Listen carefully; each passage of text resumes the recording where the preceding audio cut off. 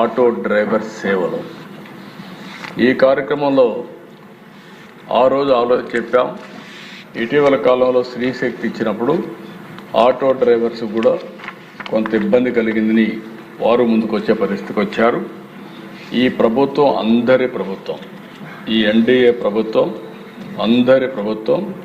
అన్ని ప్రాంతాలు అందరూ ప్రజలు కూడా సుఖ సంతోషాలతో ఉండాలనే ఏకైక లక్ష్యంతో పనిచేస్తున్నాం.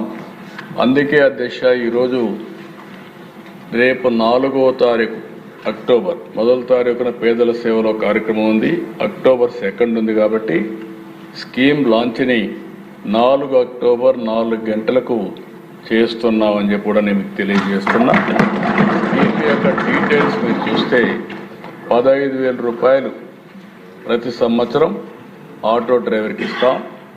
ఎవరైతే auto drivers, maxi cabs, motor cabs drivers ఉంటారో వారందరికీ కార్యక్రమం వర్తింపజేస్తాం.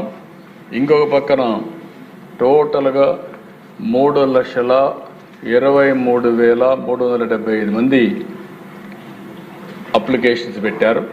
అందులో ఎలిజిబిలిటీ అనేది చూసిన తర్వాత 2,90,234 మంది ఎలిజిబుల్ అయ్యారు.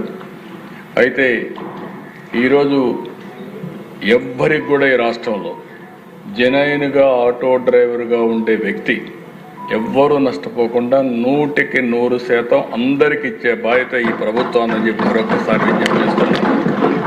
ఇంకొక పక్కన ఎవరైనా సరే దీంట్లో లేకపోతే ఇమ్మీడియట్గా గ్రీవెన్సెల్కి ఇస్తాం.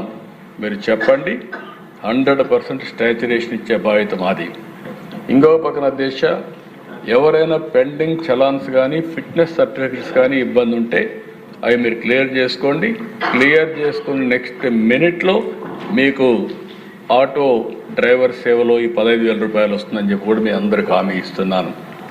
ఇంకొక పక్కన దేశ ఇవన్నీ కూడా గ్రీవెన్స్ కూడా వాట్సాప్లో పెట్టాం. ఈ కార్యక్రమం కింద మొత్తానికి 435,35 లక్షల కేటాయించాం. అతి పెద్ద కార్యక్రమం. ఇంత మునుపు అయితే 12,000 ఇచ్చేవారు. నేను 15,000 రూపాయలు ఇస్తామని చెప్పిన మాట ప్రకారం 15,000 రూపాయలు ఇచ్చే ప్రభుత్వం ఈ ప్రభుత్వం. అదే మరి 4 అక్టోబర్ తారీఖున కూటమి నాయకులు అందరం కలిసి ఈ కార్యక్రమాన్ని ఇనాగరేట్ చేస్తామని చెప్పి కూడా మీ ద్వారా రాష్ట్ర ప్రజలందరికీ తెలియజేస్తున్నా, ఆటో డ్రైవర్స్కి అందరికీ తెలియజేస్తున్నా.